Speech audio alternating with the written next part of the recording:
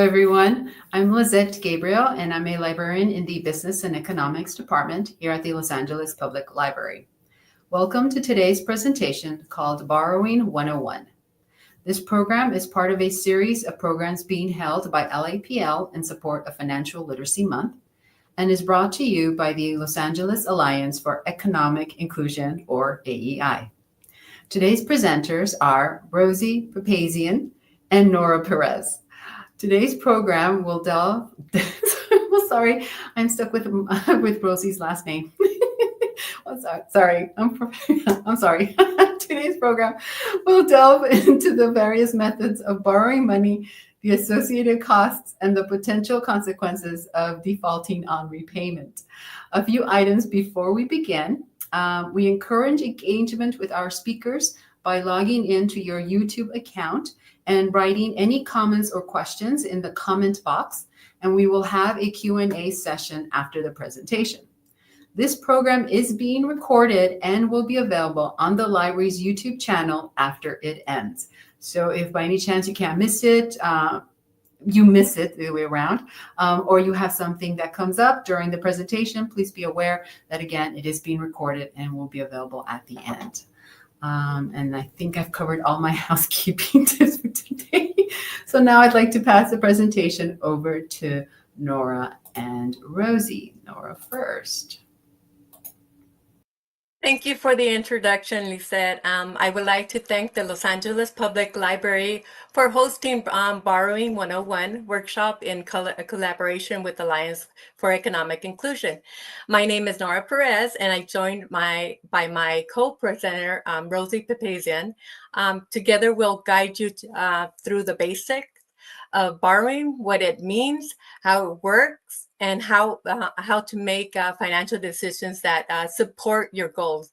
We're excited to have you join us. Thank you so much. Before we begin, next please. Before we begin, I will read a disclaimer. This presentation represents the views of the speaker and not necessarily those of the organization they represent. This presentation cannot be reproduced or distributed by the third party or a third party website without prior authorization. Reference to any specific organization does not constitute any endorsement, a recommendation, or a favoring of the FDIC or the United States government. Next, please. Today's objective is, before we dive in, today's content, let's take a look at what we'll be covering. Our goal is to build a solid understanding of loans, what they are, how they work, and what to consider before borrowing. We'll talk about different loan types, the costs involved, and how to compare loan offers using key tools like the Truth in Lending Act disclosure. We're also explore how lenders evaluate loan application and ways individuals can better their chance of approval. Plus, we'll clarify the difference between co-borrower and co-signing, and wrap up with the valuable information on the LA Saves campaign to help reinforce positive financial habits. I'll take it over. Rosie will take over at this time. Thank you, Nora. If we can go on to the next slide, please. Next slide, please. Thank you. So the key takeaway for the first section that we will be reviewing is to make sure that you can afford the payments before getting a loan or into any kind of debt, and to also understand how much it'll cost you and the consequences of not repaying debt. If we can go to the next slide, please. Thank you. When a lender provides you money and you have to pay it back with interest, that's usually called debt. So to understand the differences between each, it's credit is the ability to borrow money. Debt is the money that you owe to the person or a business that's letting you borrow the money with interest. And a way to look at this is when you use credit to borrow money, it's usually because you're buying a large item, a house, a car, and instead of paying for cash, you're taking on debt to be able to purchase the item. Okay. Next slide, please. And there's different types of loans and debt. The first that we'll explore here is installment loans versus revolving loans. Installment loans are usually your mortgages, your auto loans, any personal loans. These are things that are usually repaid in set payments over a period of time. And revolving loans or revolving debt is usually a credit card. And this is meaning that depending on how much you borrow, that's how much you're going to pay back. And so you have an available credit that you can use so long as you're paying that line back. There's also home equity lines of credit that work similarly to a credit card. Those are also called HELOCs. So you have a line. So you'll say, for example, if you take out a HELOC, you'll have a $20,000 limit. And you're not necessarily using all 20,000 at a time. Maybe you use 5,000, then you pay the 5,000 back. Then you have access to the full line again. So to recap, installment is some debt that you've incurred from a car, a personal loan, a mortgage, and these payments are always going to stay the same for the life of the loan until you pay the debt off. Revolving, usually a credit card that you have an amount that you can borrow against and that you're going to repay, and then you can access that credit over time. Next slide, please. There's also secured and unsecured loans. Secured loans are usually, again, a house or a vehicle, or sometimes you could take a loan against your cash. In the event that you do not pay the loan back, you do lose the collateral, meaning that they could repossess your car or they can foreclose on your home. Unsecured loans are usually things like credit cards. There's no collateral, meaning that you don't have to put anything up in order to obtain the debt. And these will usually come with higher interest rates than a secured loan. Next slide, please. So to understand the cost of borrowing, I'm sorry, one second. With a secured loan, I'm in the wrong slide. So sorry.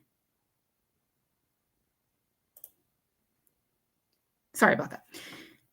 You will generally repay more than the money that you borrowed initially because you're paying everything.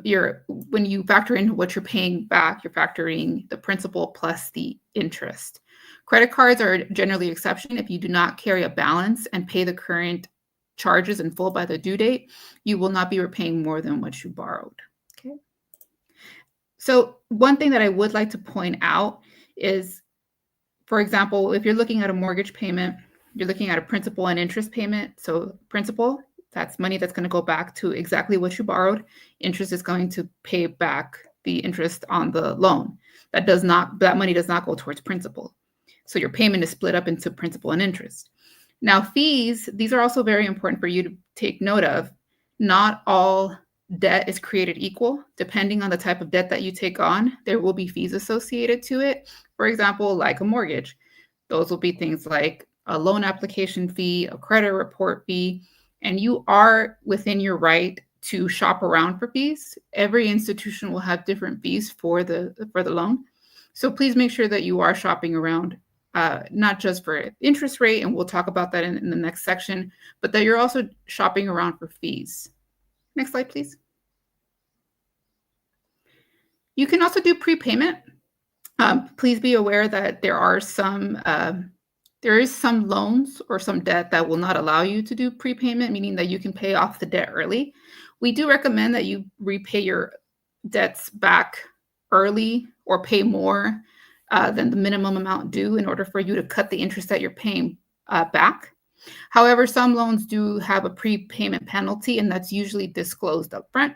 And you can always ask the lender or institution that you're applying credit with if there is any prepayment penalties to be aware of. Next slide, please. When you're shopping around for debt, you will receive a truth in lending disclosure, which typically shows you the loan terms in a clear and uniform manner. You will receive the Truth in Lending Act prior to you signing for the loan. So please make sure that you review the Truth in Lending, and we'll go into an example of Truth in Lending in just a second. But this document really is for you in order to be able to compare loan offers from different institutions. Next slide, please. So this is an example of what a Truth in Lending disclosure will look like. And this will have everything clear for you to understand what it's going to look like in terms of what your total payments will be at the end of the loan. So for example, with this loan here is going to cost you 12% on the APR. They are going to charge you $600 in order to take out this loan for $5,000. And you can do the math here on your own. So how they got to $600 is by multiplying the interest rate by the dollar amount of the credit that you're applying for, and that's how they're coming up with $5,600 at the end of the period after you make all payments. Okay, and you will receive this disclosure, for mortgages and some student loans. It may look differently, but the language generally is the same. Next slide, please. You'll also receive a similar disclosure. It's called a minimum payment warning on your credit card statements. This is very important for you to take a look at. As you see here, if you look at the chart on the bottom, so it tells you here, if you were to make only the minimum payment, which in this case is $100 on a debt of $3,630, it'll take you 12 years to pay that debt back. And at the end of the 12 years, you will be paying $8,107 on a debt of $3,630 because of the interest. If you paid an additional $36 on top of the $100, you would pay the debt back in 3 years, and you would be paying back in total $4,896, saving yourself $3,211 if you had only made the minimum payment. And this is going back to what we stated earlier, which is we prefer that you pay more if you can to avoid paying interest over time. Next slide, please. And again, the truth in lending disclosures, if you were to shop for a car or a mortgage or even a personal loan, this is something that you can use because you're receiving this document prior to you accepting the loan and signing for the loan. You can use this document to shop around to see which offer is best for you. There is assistance available if you want help reading the document. There are nonprofits available to you for free that can review these documents with you to better understand them. Next slide, please. There's also rent-to-own services. So these are very different from traditional debt because they're not technically a loan. They are letting you borrow an item for a period of time, and you're going to be making payments either monthly or weekly on the item that you've borrowed until you've done all the payments, and then at which point you can keep the item. The payments that you're making are credited toward the purchase price, and in the event that you do not repay or pay as agreed, they're going to repossess the item. So for example, if you were to buy a couch that at a regular store would cost you $1,003, okay? If you said, I don't have $1,003 on me, I'm just going to go to a rent-to-own shop, then they'll tell you, well, you can have that couch for just $28.99 a week. You're going to be paying that for 78 weeks, which if you do the math, is a little over 5 years. At the end of the period, you will have paid $2,261 for the same couch that would have cost you a little over $1,000 had you paid cash. So it may seem like you're saving money because you're getting the same item, but you're paying less. However, if you think about it in the long term, you're actually paying more to purchase the same item that would have cost you less if maybe you would have saved for the item instead of doing the rent-to-own. Next slide, please. Layaway is also an option. This is not a loan. Layaway is usually offered. I understand that some companies like Amazon or Walmart will offer it so that you can take advantage of a holiday price and you can secure that item for the sale price. You make payments over time. The store holds the merchandise until you're done paying. In the event that you don't pay in full, obviously you don't get to keep the item. But however, you can't. You're not able to purchase the item until you finish making all payments. So layaway is very different. It's not a loan. It's not reported on your credit report. it's just a way for you to be able to secure a sale price against an item. Next slide, please. And to summarize, please be sure that you can afford to make the payments before getting into any kind of debt. Understand how much the debt will cost you before you incur the debt and what will happen if you can't pay it back. And now over to my co-presenter, Nora, to talk about applying for a loan.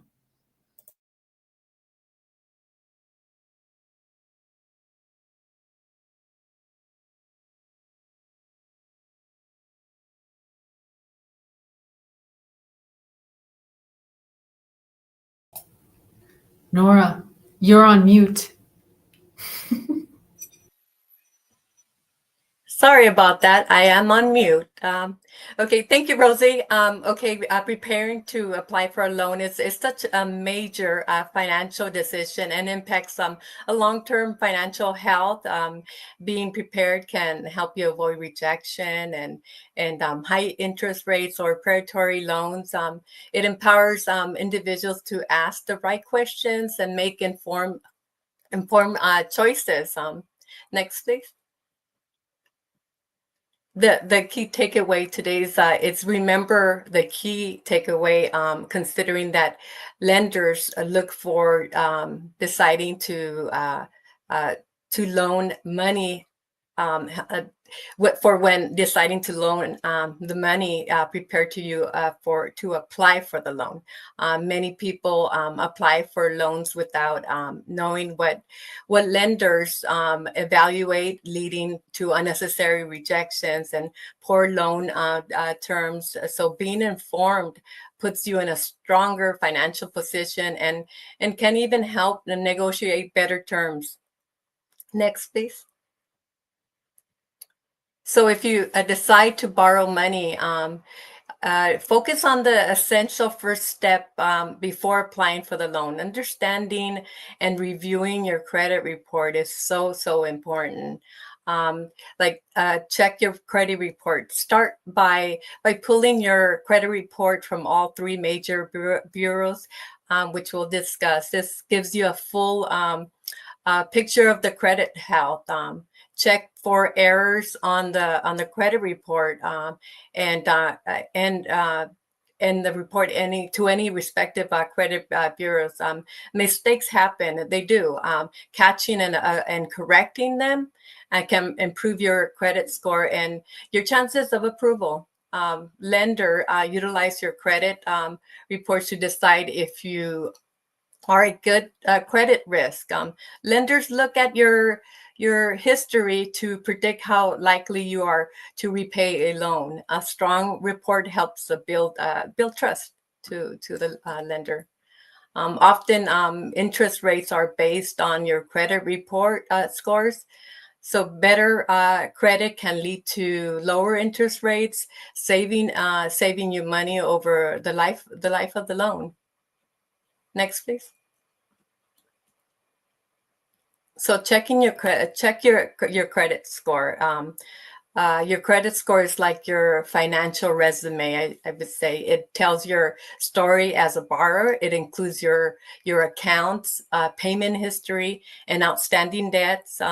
Lenders use this to assess your reliability. You're entitled to receive free credit reports, one free credit report every 12 months from each of the three major bureaus, which is Equifax, Experian, and TransUnion.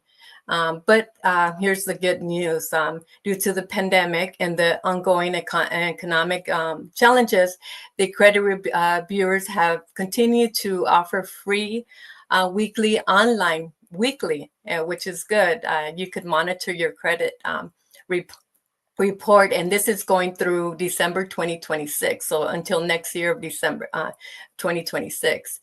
You can access your reports from each of the agencies at the annualcreditreport.com, and also you have the phone number on the screen that you could also call, and as well. So next, please.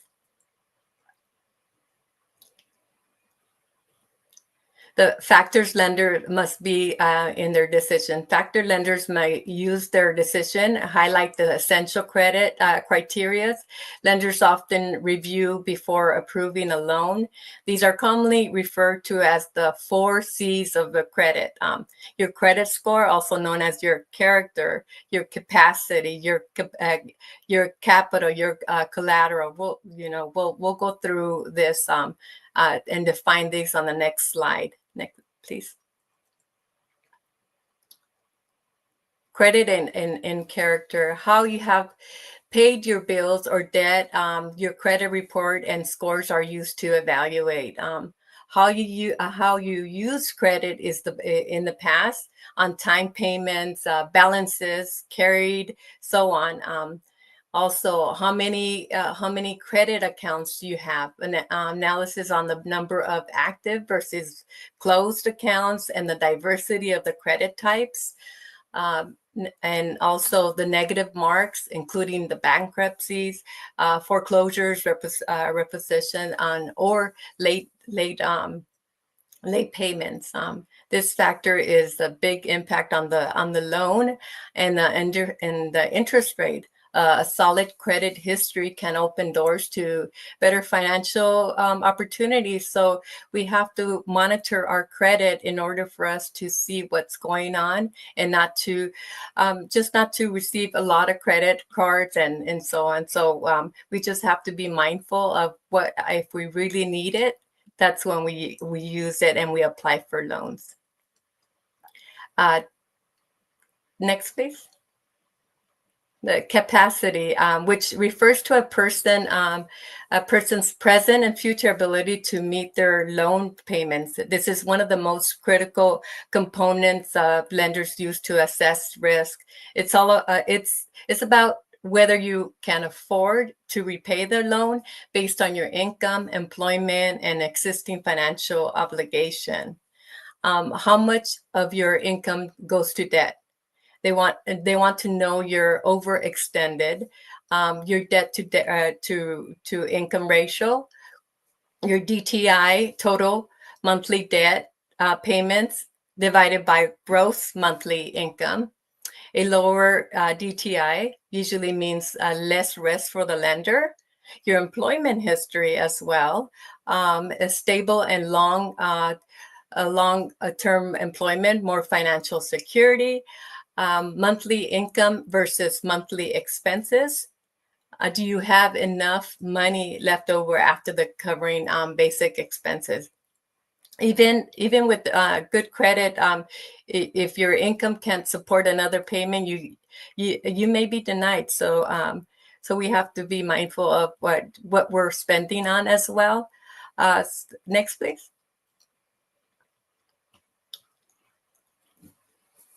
The capital, which is a key component, lenders consider when deciding whether to approve a loan, the value of the financial asset and net worth, such as your savings, investment, and overall net worth. Net worth equals assets minus the liabilities. Capital is the amount of money in an assets you have available to support your financial obligations. Lenders view it as a safety cushion, a backup in case of your income changes or emergencies arise. Next, please. Now we're going into collateral. Collateral is a key factor for secured loans only. Assets will secure the loan. Examples of collateral, auto loans. The car is a collateral. I'll give you an example. Rosa bought a used car with a loan. The car itself was the collateral. When she couldn't make the payment for 3 months, the lender repossessed the car. Lender took the car back. Home loans, mortgage, the house is in collateral. It is a collateral. Secure personal loans could be cash in the savings account or a certificate of deposits. So if you cannot repay the loan as agreed, the lender can take your collateral as used to get some of or all of their money back. Next, please. Co-borrowing and co-signing. Co-borrowing involves taking out a loan jointly with another person. For example, with a spouse, both individuals are equally responsible for repayment of the debt, regardless of who uses of funds. Typically used for mortgages, auto loans, or personal loans where both parties benefit. And co-signing, the borrower gets the loan, but the co-signer agrees to pay if the borrower cannot. The co-signer has no access to the loan. Funds would still assume legally responsibility. Common in student loans or first time borrowers with limited credit. So never co-sign or co-borrow unless you're willing and able to to pay the full debt yourself, because you are responsible for it. Consider putting clear agreements in writing to avoid confusion or conflicts. Think about credit impact before you're saying yes. This decision can stay on your record for many years. So consider, just also another, that's my word, be mindful of who are you co-signing for. Next, please. Things to consider when someone to co-sign a loan, or if you co-sign a loan. Things to consider: if you co-sign a loan, can I afford to pay the loan? Do I have the means to pay the loan? Co-signing is full responsibility. Consider the worst case scenario. If the borrower does not make the payment, the co-signer will have to make the payments and possibly also pay late fees and collection costs, because you really don't know what the borrower has paid. If he's defaulted on the loan, but you're still responsible for it. Will the signing affect your ability to get the credit? When you co-sign, the debt appears on your credit card. On your credit report. If this debt is ever default, it will affect your credit history. Also, if you want to get other credit, lenders may consider the co-sign loan as one of your debts when they are determining your capacity to take on a new debt. So co-signing is often done out of love, of trust, but people don't always understand the risk. Next, please. So on this section, remember the key takeaway: understanding what lenders look for when deciding to lend to deciding to loan money helps prepare to apply for the loan. And I'm going to turn it over to Rosie.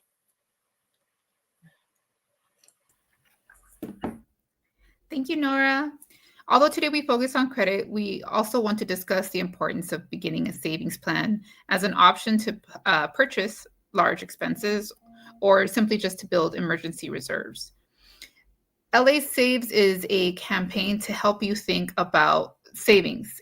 And it's really all about helping you just get into the habit of savings. So instead of thinking of savings as an enormous goal, we want you to start small and think big. Next slide, please. Thank you. America Saves is a campaign coordinated by the nonprofit Consumer Federation of America and is dedicated to helping individuals save money, reduce debt, build wealth. And as mentioned, LA Saves is the local America Saves campaign. The website is lasaves.org. Next slide, please.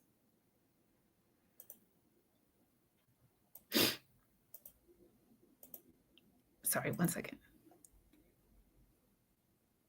And as we discussed, we want to help you establish an emergency savings plan. We also want to help you save for reducing debt, save for any opportunities that may come up, such as opening a small business, purchasing a home, or to build wealth, which is also through purchasing a home, or maybe helping one of your children get through school. And you can commit to save by taking the pledge on the lasaves.org website. Next slide, please. So it's very easy. LA Saves is really there for you to help motivate you. All you have to do is take the pledge, set a goal, and it could be for anything that you'd like. You make a plan and you decide how much you want to save per month. You set the number of you set the amount of time you would like to save. And then LA Saves will keep in touch with you and they'll send you periodic emails to make sure that you're on track, and also tips and tools on how to help you reach your goal. Next slide, please. And this is an example of what the website looks like. Like I said, the goals are entirely yours. There's no requirement, not too big, not too small. In fact, we encourage you to start small just so that you can get into the habit of savings. So it's really all about you. And again, it's a great tool just to help keep you motivated and to provide you those tools to help you get to your goal. Next slide, please. Oh, I'm sorry. The next slide is going over to my co-presenter, Nora.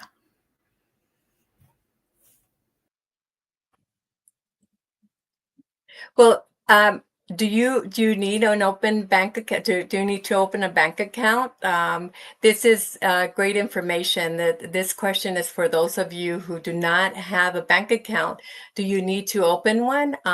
Open a bank account can be one of the most important steps to take towards reaching your financial goals, because putting your money in a FDIC insured bank account can offer your financial safety, easy access to your funds, savings, checking fees, and overall financial peace of mind. So how?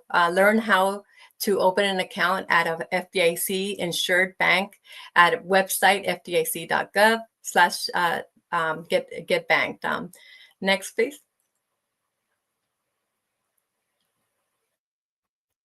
The banks participating in the offer of low-cost accounts, banks on the Los Angeles County is not it's not a bank, but rather an affiliate of the National Bank of on efforts to identify low-cost, affordable bank accounts.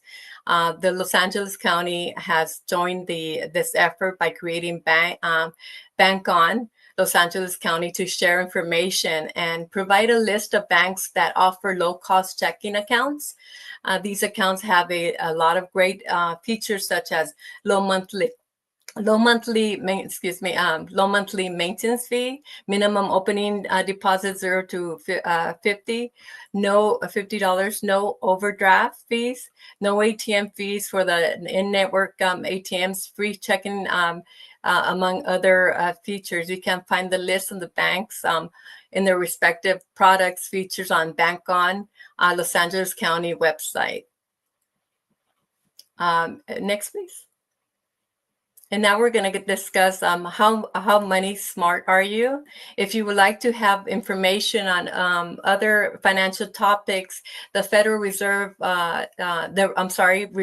Federal Deposit Insurance Corporation has developed a self-paced online program that uses a game approach to showcase the topics and provide a variety of financial resources. You can access it online via a computer or your phone. There is no cost to access information on everyday financial topics. If you win the game, you can earn a certificate for that game. It's really neat for kids too, to learn about money. So and then at the same time they're playing a game. Players do not have to log in to play a game, only if they want to earn the certificate of completion. Next, please. And as we discussed, here's the list of resources that we discussed today. Take a look at them, and maybe we could have a list of them on the chat. And next, please. And so overall, take action. Remember, take action will you do? What action will you do? Will you do it? Sorry. Remember to take action. What will you do? How will you do it? Will you share your plans with anybody? Sometimes sharing your plan is a good way to receive encouragement.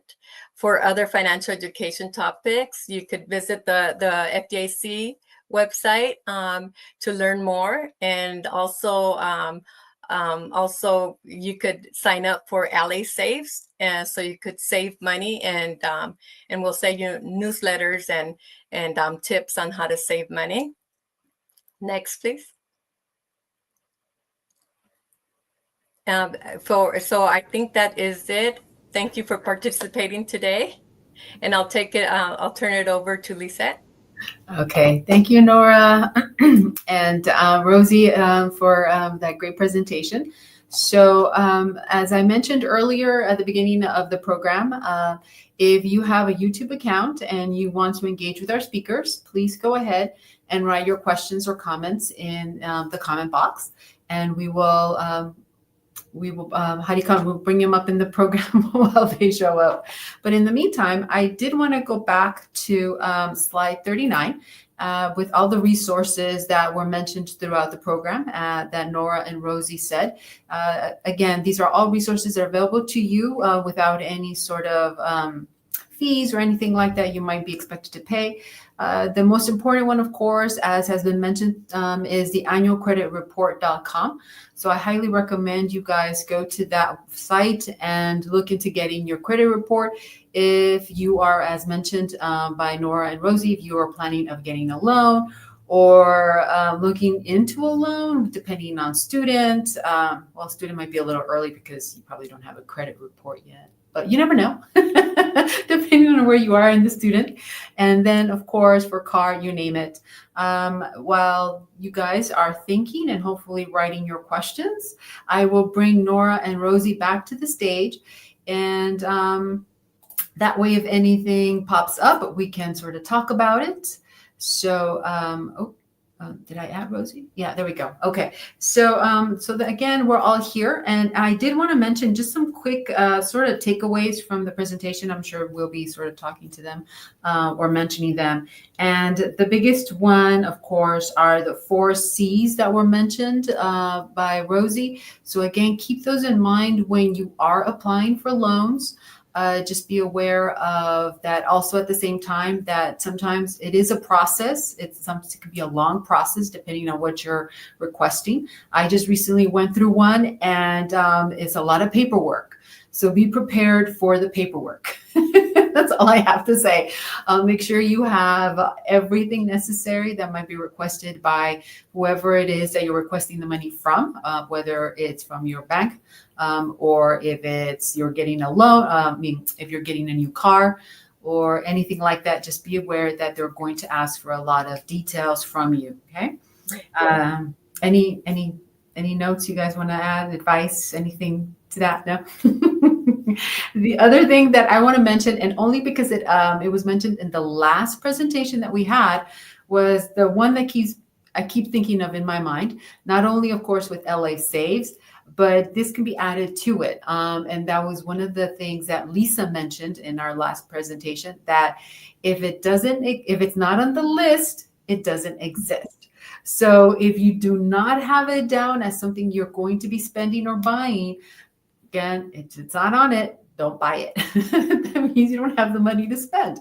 So it's a great way to sort of think about as you're doing your LA Saves.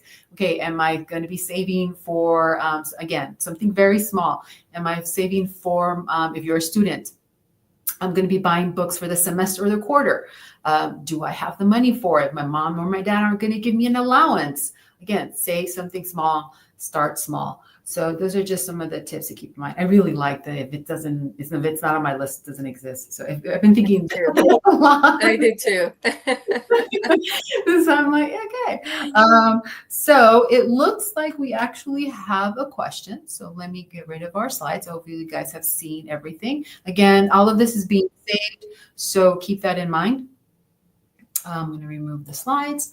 And it looks like their first question is, if I want to apply for a loan, what should be my first step? Who wants to take it? I can take it. Okay. So the first thing you should do is pull your credit report. And Lizette did mention the access to the annualcreditreport.com. And I do want to note that you will not get your scores on that website. You do have to pay for those. The content of your report is free, but the scores aren't. However, I do still encourage you to look at your report. I always tell my clients, don't worry about the score. Look at the content. The scores will come. It's kind of like that movie. Like if you build it, they will come.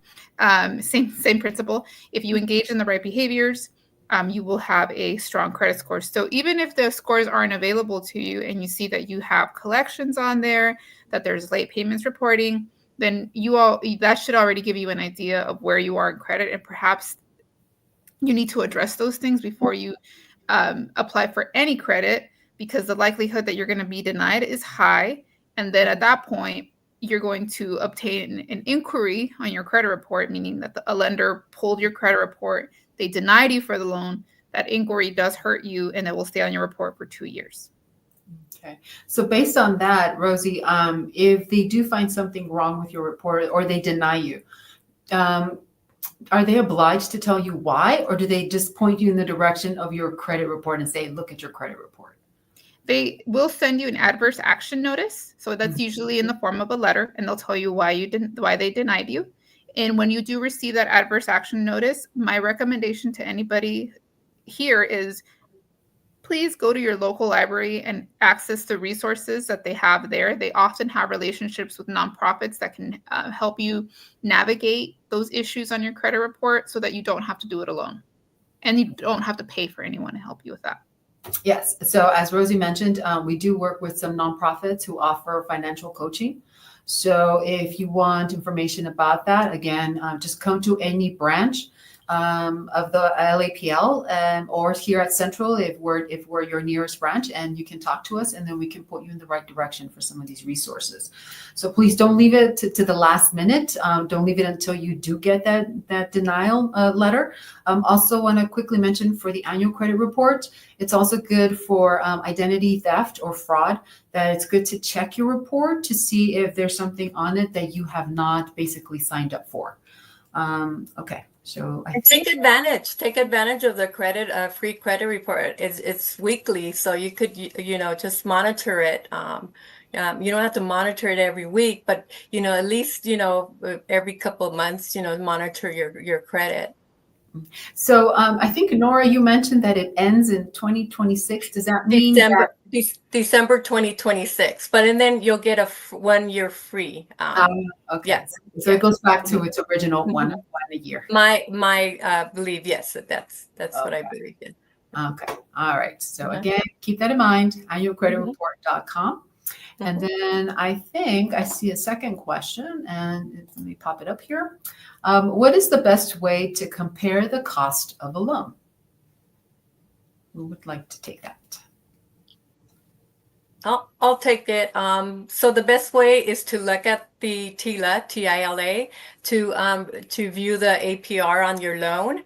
Don't focus on the interest rate. The APR is providing you the total cost of the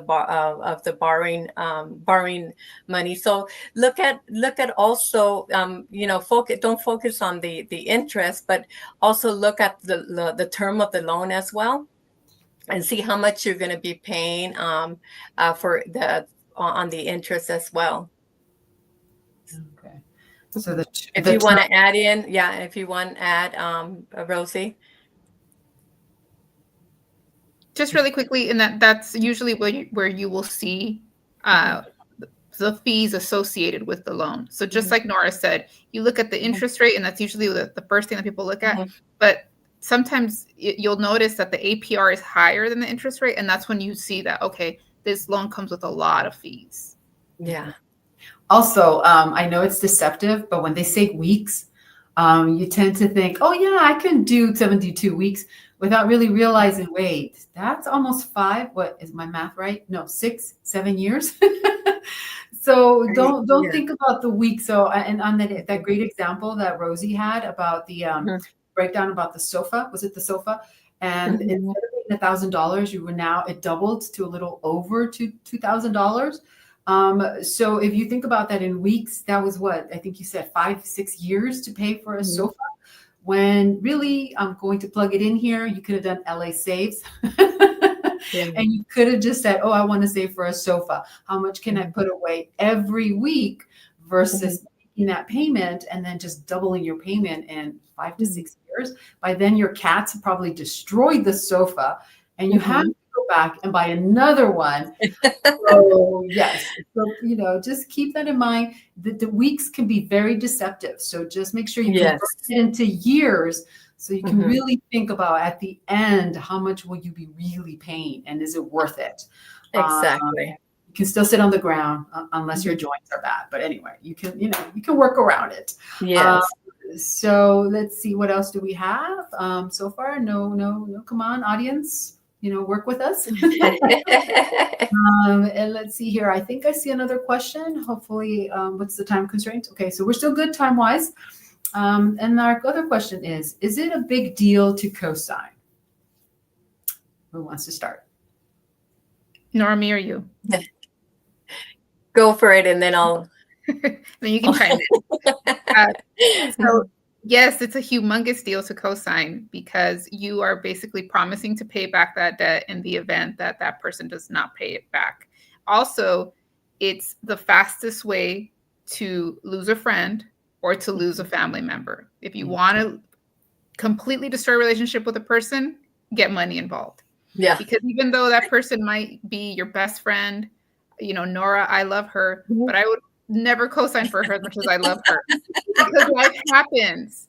And if Nora had some life happen to her, perhaps I can't afford to pay back that debt. And so now my credit and her credit is compromised as a result of this cosign. And I just want to reiterate what Nora said earlier, which is when a bank is looking at you to let you borrow money, they don't care that Nora's making the payment. Depending on the bank, they'll say, well, you co-signed for it, therefore we're going to consider it your responsibility. Nora, do you want to add anything? No, you said it well. I mean, just like I said, be mindful of who you're co-signing for, and make sure that they have the means to pay the loan, because if they don't, or like Rosie said, something happens, be prepared to pay that loan, because that will go on your credit. So if it defaults. Same thing, I believe, as a co-borrower. So you want to make sure that you are willing to take that step. Mhm. As Rosie and Nora have said, it's a big deal. You will be responsible for said debt. So think about it. And it doesn't matter how much your family member, friend begs. You Yeah. need to make sure you are aware and you tell them, you what, this is a big change. Mhm. I'm taking on something really big. So just be aware of that when you guys, if you decide to go in that path. Especially when I just want to add, especially if you have already, you're thinking of purchasing something on your own, but you already have this debt. The lenders do look at that they're going to put it into consideration that you have this debt, and then they might not lend you that money because you already have a debt incurred. Yeah. Yeah. Yeah. Some great points here. Mhm. Okay. So I don't see anything else in the comments section. Nope, nothing. All right. My audience was a little lazy today. There are no additional questions from you guys. So I just want to thank again Rosie and Nora for this great presentation, great information as to the, borrowing 101. And now I will take it away, and you guys can, wait for me here if you want. um, so I'm going to remove Rosie and Nora. Okay, so now just a few things on the library side and upcoming programs so that you guys are aware of Financial Literacy Month, and it does continue all the way to the end of April, including, I think, there is one event happening in the first week of May. So I'm going to put the website here for all of you, and so that way you can also visit the site. And then you make sure I have my details in the correct order here. So for online programs, we will be having one more program titled Being a Smart Investor. So that one, I actually don't even know the date. I should know. Okay, here we go. So that one is going to happen on Monday, April 28th from 12 to 1. And is going to again be streaming live on the library's YouTube channel, just like today's program. So you can go to that program on the Monday. The other ones that, of course, we are having for financial literacy, these are the in-person events. These are if you want to talk to a financial advisor. Okay, so if you want to make sure that you have everything going okay, whether it's to purchase something big or for retirement, and you want to make sure you're on the right path, they are two events. One of them is Saturday, April 26th from 10 to 1 p.m. at the Arroyo Seco Branch Library. The other one is Saturday, May 10th from 10 to 1 at the Palms Rancho Park Branch Library. Further information about these two events and any other events, again, are at the Financial Literacy Month website here. That's right underneath me. Let me see if I'm missing anything else. No, I think I've covered any future events. And I just want to, again, remind all of you, and for those who want to spread the word or share this to anybody, again, the program is being recorded as I speak. And if you need to see the presentation from the beginning or you want to skip and move forward, it's up to you. It's going to be recorded once I end our stream, and it will be available for you and for anybody else on the library's YouTube channel. I want to thank all of you again for joining us. And let me just double check in case there are any questions or anything I missed. Doesn't look like it. Oh, yes, I want to put, of course, the channel for the library. And I think that's about it. So I want to, again, thank Nora, Rosie, and all of you who are with us today. Thank you. And I hope you all have a great afternoon.